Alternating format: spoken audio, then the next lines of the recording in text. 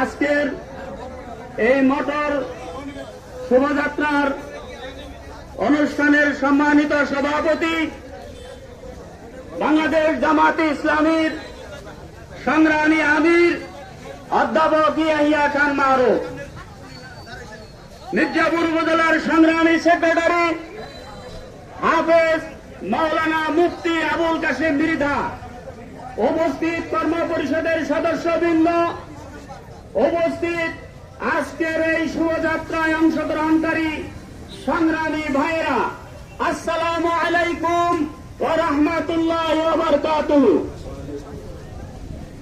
সম্মানিত উপস্থিতি, আল্লাহ সুবহানাহু ওয়া তাআলা কুরআন শরীফে ঘোষণা করেছেন, ওয়াল্লাযী আরসালা রাসূলাহু বিল হুদা ওয়া দীনিল হক লিইয়ুযহিরাহু আলাদ দীনি কুল্লি।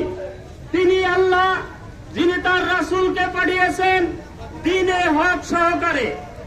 রাসূল পাঠানোর উদ্দেশ্য লিইয়ুযহিরাহু আলাদ দীনি কুল্লি।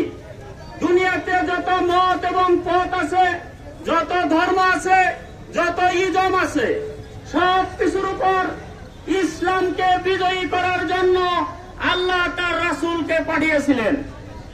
রাসূল করিম সাল্লাল্লাহু আলাইহি ওয়াসাল্লাম মক্কায় 13 বছর দাওয়াতি কাজ করেছেন।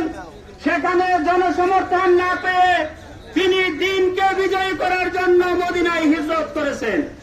মদিনার জনগণ সাপোর্ট দিয়েছে, সেখানে একটা কল্যাণ রাষ্ট্র প্রতিষ্ঠিত করেছেন, যে রাষ্ট্রের প্রধান ছিলেন মুহাম্মদুর রাসূলুল্লাহ সাল্লাল্লাহু আলাইহি ওয়াসাল্লাম।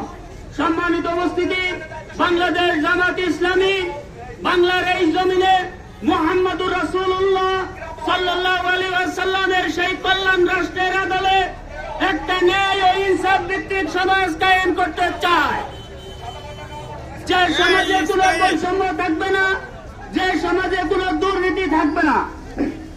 বাংলাদেশ জামাত ইসলামী এই সমাজটাকে একটা দুর্নীতিমুক্ত সমাজ গড়ে তুলতে চায়, যে সমাজে হিন্দু, মুসলিম, খ্রিস্টান সকল ধর্মের লোকেরা সমান অধিকার ভোগ করবে, নাগরিক অধিকার ভোগ